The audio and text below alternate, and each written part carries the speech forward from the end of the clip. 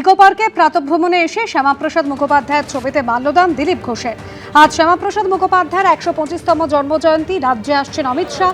New টাউনে শ্যামাপ্রসাদ মুখোপাধ্যায়ের 125 foot দীর্ঘ মূর্তির ভিত্তিপ্রস্তর স্থাপনের কথা জানিয়েছেন পঞ্চায়েত মন্ত্রী দিলীপ ঘোষ। আর এই মূর্তি বসাতে খরচ হবে প্রায় 200 কোটি টাকা। আমরা ইকো পার্কে ডক্টর শ্যামাপ্রসাদ মুখার্জি জন্মতিথি পালন করলাম। 125তম বর্ষ চলছে ওনার জন্ম। এক পক্ষ কাল 23 জুন থেকে 6 জুলাই ওনার বলিদান দিবস থেকে জন্মতিথি পর্যন্ত এই উৎসব করে আসতাম আমরা।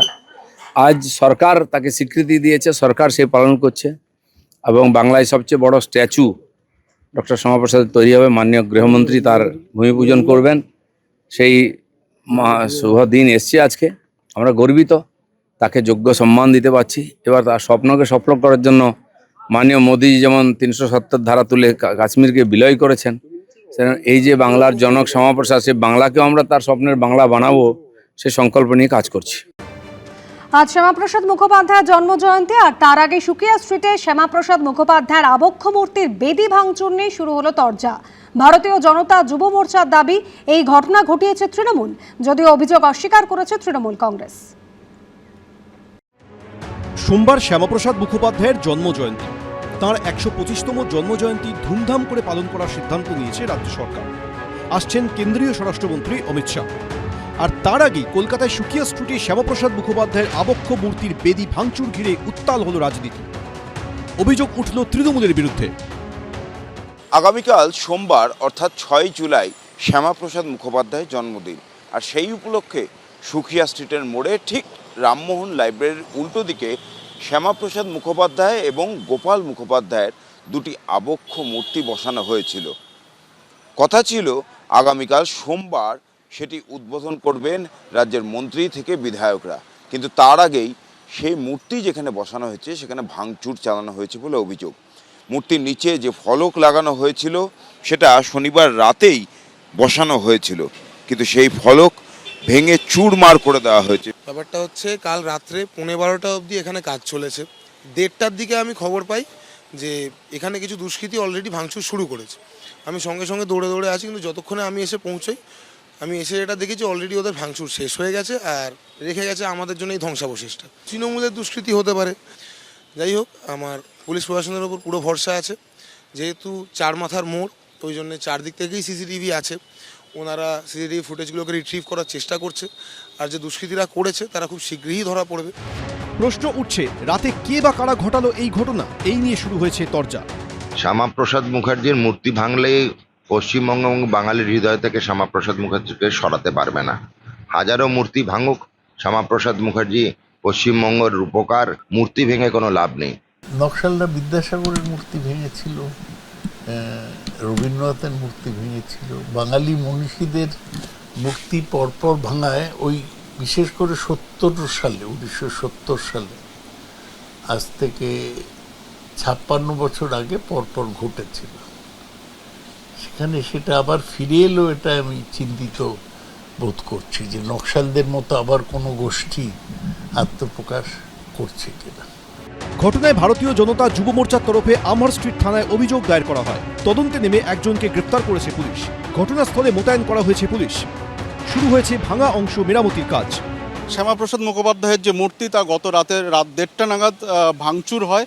অজ্ঞাত পরিচয় কয়েকজন দুষ্কৃতী ভাঙচুর করেন এবং যেমনটা দেখা যাচ্ছে ইতিমধ্যেই এখানে পুলিশ প্রহরা রয়েছে। পাশাপাশি যে ভাঙা অংশ তার মেরামতিরও কাজ চলছে এবং এই ঘটনার তদন্তে নেমে ইতিমধ্যেই পুলিশ একজনকে গ্রেপ্তার করেছে। বছর 26-এর রূপেশ হাজরা নামে ওই ব্যক্তিকে ইতিমধ্যে গ্রেপ্তার করেছে। তাকে যেমন একদিকে জিজ্ঞাসাবাদ চলছে, তেমনি তদন্তকারীরা খতিয়ে দেখছেন আশপাশের যে সিসিটিভির ফুটেজ এবং যে ভাঙা অংশ এবং আশপাশের যে সমস্ত প্রত্যক্ষদর্শী তাদের কাছেও জানার চেষ্টা করছেন ঠিক কী ঘটেছিল। 2019-এ লোকসভা ভোটের সময় কলকাতায় অমিত শাহ রোড শোর দিন বিদ্যাসাগরের মূর্তি ভাঙা ঘিরে তোলপাড় হয়েছিল রাজনীতি। তারপর থেকে বহুকাল শাসক তৃণমূল বিদ্যাসাগরের মূর্তি ভাঙার জন্য দায়ী করে এসেছে বিজেপিকে। পালা বদলের পর এবার শ্যামাপ্রসাদের মূর্তির বেদি ভাঙা নিয়ে তৈরি হওয়া বিতর্কের জল কোন দিকে গড়ায় সেটাই দেখা। ব্রতদীপ ভট্টাচার্য, সত্যজিৎ বৈদ্য, অনির্বাণ বিশ্বাস, এবিপি আনন্দ। ডায়মন্ড হারবারের পর এবার বিষ্ণুপুর সেবাশ্রয় নিয়ে অভিষেক বন্দ্যোপাধ্যায়ের বিরুদ্ধে রুজু হলো দ্বিতীয় এফআইআর। অভিষেক বন্দ্যোপাধ্যায়ের পাশাপাশি এফআইআর এ নাম রয়েছে তার আত্মসহায়ক সুমিত রায়, 2 তৃণমূল বিধায়ক এবং ধৃত ফলতা তৃণমূল নেতা জাহাঙ্গীর খান সহ অনেকের। ডায়মন্ড হারবারের পর বিষ্ণুপুর থানাতেও অভিষেক বন্দ্যোপাধ্যায়ের বিরুদ্ধে রুজু হলো এফআইআর। সেবাশ্রয় নিয়ে ফের 6টি আইনের 27টি ধারাতে দায়ের হলো মামলা। এফআইআরে নাম রয়েছে অভিষেক বন্দ্যোপাধ্যায়ের আত্মসহায়ক সুমিত রায় থেকে জাহাঙ্গীর খান সহ অনেকের। স্টুডেন্ট, হোমিওপ্যাথিক স্টুডেন্ট, শ্যালোপ্যাথিকে প্রেসক্রিপশন করছে, ওখানকার আশাকর্মীদের, সমস্ত আশাকর্মীদের ওখানে দেওয়া হয়েছে। অবৈধভাবে ক্লিনিক বা চিকিৎসা প্রতিষ্ঠান চালানো, লিঙ্গ নির্ধারণ সংক্রান্ত বেআইনি কার্যকলাপ, তেজস্ক্রিয় জিনিসের অবৈধ ব্যবহার ও সংরক্ষণ, এমনই একাধিক চাঞ্চল্যকর অভিযোগ উঠেছে অভিষেক বন্দ্যোপাধ্যায়ের সেবাশ্রয় প্রকল্পকে ঘিরে। গত 1 তারিখ দক্ষিণ 24 পরগনার বিষ্ণুপুর থানায় অভিযোগ দায়ের করেন বিজেপি নেতা অভিজিৎ দাস ওরফে ববি। পুলিশ সূত্রে খবর, সেই অভিযোগের ভিত্তিতে শনিবার এফআইআর রুজু করা হয়। মূল অভিযোগ একটাই, সেবাশ্রয়ে একাধিক দুর্নীতি হয়েছে, একাধিক বেনিয়ম হয়েছে। সেই বেনিয়মগুলো শুধুমাত্র রোগীদের চিকিৎসার সঙ্গে সম্পর্কিত। কখনো রোগীকে দেখেছেন অ্যালোপ্যাথ চিকিৎসকের পরিবর্তে ডাক্তারি পড়ুয়ারা, ছাত্ররা যারা এখনো ডাক্তার হয়ে ওঠেননি। কখনো রোগীদের দেখেছেন হোমিওপ্যাথি, আয়ুর্বেদ চিকিৎসকরা। কখনো আবার অভিযোগ আরও গুরুতর, রোগীদের নিম্নমানের ওষুধ দেওয়া হয়েছে, রোগীদের নিয়ম বহির্ভূতভাবে আইনকে বুড়ো আঙুল দেখিয়ে একাধিক পরীক্ষা নিরীক্ষা করা হয়েছে। অভিষেক বন্দ্যোপাধ্যায়ের পাশাপাশি এফআইআরে নাম রয়েছে তাঁর আত্মসহায়ক সুমিত রায়, বগরাহাট পশ্চিমের তৃণমূল বিধায়ক শামীম আহমেদ মোল্লা, বিষ্ণুপুরের তৃণমূল বিধায়ক ধৃত দিলীপ মণ্ডল, ধৃত ফলতার তৃণমূল নেতা জাহাঙ্গীর খান সহ অনেকে। আমাকে একজন ডিএমএইচ বলছেন যে আমাদের যে তৎকালীন ডিএম যে সুমিত গুপ্তা, তিনি নাকি সমস্ত বিএমএইচ সিএমএইচদের এসে বলেছেন যে সরকারিভাবে সব কিছু অ্যাপারেটাস থেকে আরম্ভ করে লোকবল থেকে আরম্ভ করে সব কিছু দিয়ে হেল্প করতে হবে ক্যাম্পগুলোতে। সেইটাকে ইউজ করিয়েছে ফোর্সফুলি ডিএম সুমিত গুপ্তা। ওনাকেও তদন্তের আওতায় এনে ওনার বিরুদ্ধে অ্যাকশন নেওয়া উচিত। কান টানলে মাথা আসবে, কানগুলোকে টানা হচ্ছে। মাথা বেশি দিন বাইরে থাকবে না, মাথাও ঢুকবে। অভিষেক বন্দ্যোপাধ্যায়ের সময় সীমিত, বাইরে যেটুকু ঘুরে বেড়ানো আনন্দ করার করে নিই, আর বেশি দিন তো নেই, ভেতরে থাকতে হবে। এবার প্রতারণা, নথিজাল, অপরাধমূলক ষড়যন্ত্র, ভেজাল বা ক্ষতিকর ওষুধ সংক্রান্ত অপরাধের অভিযোগ সহ ভারতীয় ন্যায় সংহিতা বা বিএনএস-এর 16টি ধারায় রুজু হয়েছে মামলা। পাশাপাশি মামলা রুজু হয়েছে ড্রাগ অ্যান্ড কসমেটিক্স অ্যাক্ট 1940 ধারাতেও।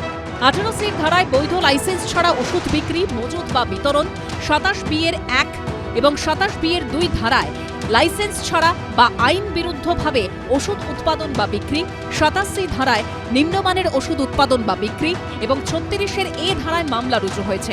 এছাড়া পারমাণবিক বা তেজস্ক্রিয় পদার্থ ব্যবহার, পরিবহন বা সংরক্ষণ করার অভিযোগ আনা হয়েছে অ্যাটমিক এনার্জি অ্যাক্ট 1962 এর 17 নম্বর ধারায়। তদন্ত দরকার আছে, তদন্ত করুক। যারা সত্যিকারের, যাদের ইনস্ট্রাকশনে যারা করিয়েছে এই ফেকবাজি কাজ, তাদের উপযুক্ত শাস্তি হওয়া দরকার।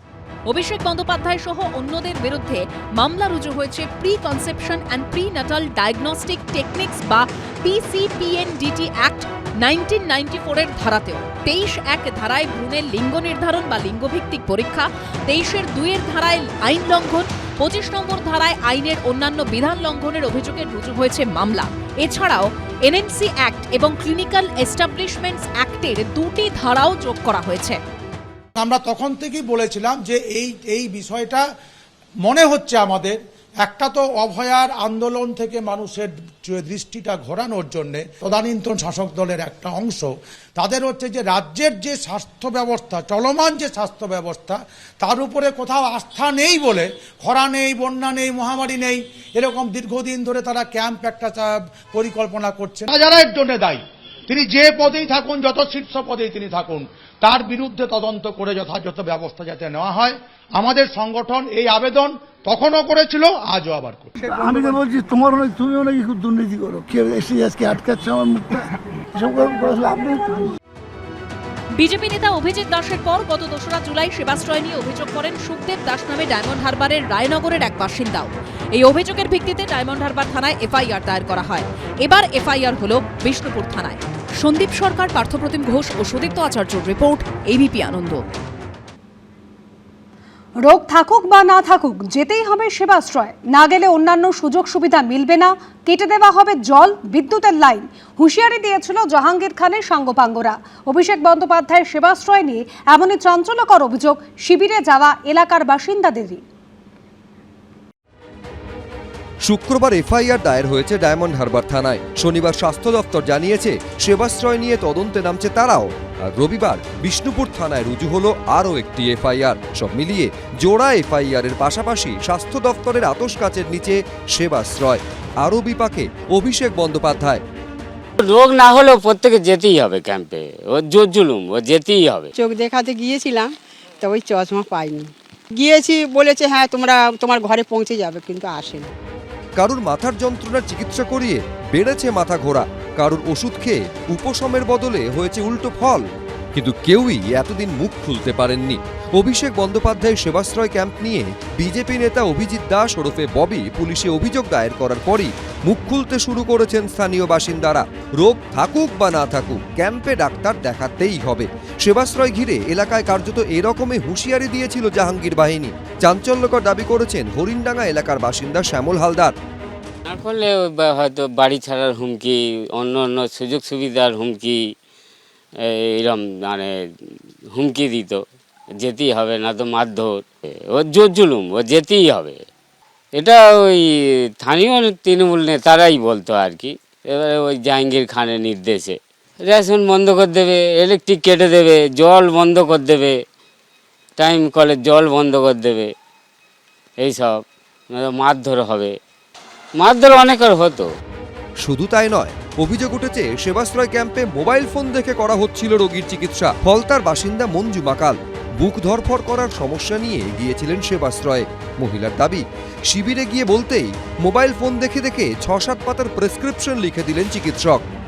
ফোন দেখে দেখে তখন লিখে দিল, একবার লিখছে, আবার একবার ফোন দেখছে, আবার একবার লিখছে, আবার একবার ফোন দেখছে। মানে ফোনে মানে ডাক্তারের যেগুলো মানে ওষুধ দিচ্ছে, ও তো সে একটা বাচ্চা মতো ছেলে, তো সে মানে যেগুলো ফোন দেখে দেখে ওই ওষুধগুলো লিখে দিল। ফলতার হরিণডাঙ্গার বাসিন্দা অঞ্জলি শিকদার স্বামী নয়ন্ত শিকদার প্রথমে সেবাশ্রয় শিবিরে চোখ দেখিয়েছিলেন মহিলা। হার্টের সমস্যা থাকায় স্বামীর কয়েকটি রক্ত পরীক্ষা হয়। মহিলার অভিযোগ, তার চশমা বা স্বামীর রক্ত পরীক্ষার রিপোর্ট কিছুই আসেনি।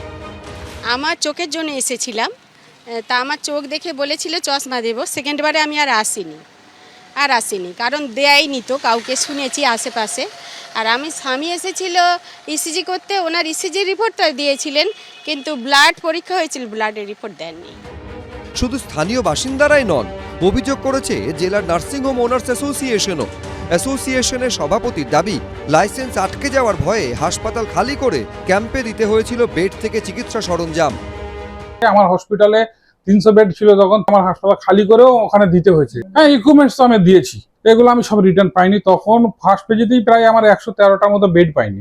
না দিলে আমার হসপিটাল চাপ আসবে বা আমার নার্সিং ইনস্টিটিউশনের লাইসেন্স পরের বছর আটকে দেবে। যেটুকু আমরা এখনো পর্যন্ত জানতে পেরেছি সেটা সত্যি সত্যি এখনো পর্যন্ত হিমশৈলের চূড়া মাত্র। এই সেবাশ্রয় নিয়ে যা যা হয়েছে আমাদের কাছে সেই সময় থেকে, প্রথম থেকেই আমাদের সংগঠন association of health service doctors Paschimbanga আপত্তি করেছিল। আল্ট্রাসোনোগ্রাফি মেশিন, এক্সরে মেশিন সরকারি হাসপাতাল থেকে বা বেসরকারি হাসপাতাল থেকে অন্য কোথাও নিয়ে যাওয়া যায় নাকি? এটা তো অন্যায়, এটা তো বেআইনি। অভিষেক বন্দ্যোপাধ্যায় সেবাশ্রয় নিয়ে নিয়োগ দুর্নীতিরও অভিযোগ করেছে বিজেপি। সেবাশ্রয়কে তো এখন দুরাশ্রয় মনে হচ্ছে। হোমিওপ্যাথি ডাক্তারও না, ছাত্র যারা, তাদেরকে নিয়ে এসে চিকিৎসা করানো হয়েছে এলোপ্যাথি ডাক্তার বলে। তার সাথে বলা হয়েছে যে সমস্ত ছাত্ররা, ডাক্তারি ছাত্র পড়ুয়ারা এই সেবাশ্রয় বা দুরাশ্রয়ে অংশগ্রহণ করবেন, তাদের পরীক্ষাতে ভালো মার্কস পাওয়া যাবে এবং সরকারিও চাকরি নাকি তারা পাবে, যে তদন্ত হওয়া উচিত। যাইও নি কোনোদিন সেবাশ্রয় শিবিরে, সত্যি কিনা, তবে অভিষেকের প্রচেষ্টাটা তো ভালো ছিল যে উনি মানুষকে সেবা দিতে চেয়েছিলেন। এখন সেখানে কি হয়েছে সে ব্যাপারে আমার কোনো তথ্য জানা নেই। সাধারণ মানুষকে চিকিৎসা পরিষেবা দেওয়ার কথা বলে শুরু হয়েছিল যে সেবাশ্রয়, সেই স্বাস্থ্য শিবিরকে কেন্দ্র করে বিতর্ক এখন তুঙ্গে। সন্দীপ সরকার, গৌতম মণ্ডল, সৌমিত্র রায়, এবিপি আনন্দ। এবিপি আনন্দ, এগিয়ে থাকে, এগিয়ে রাখে।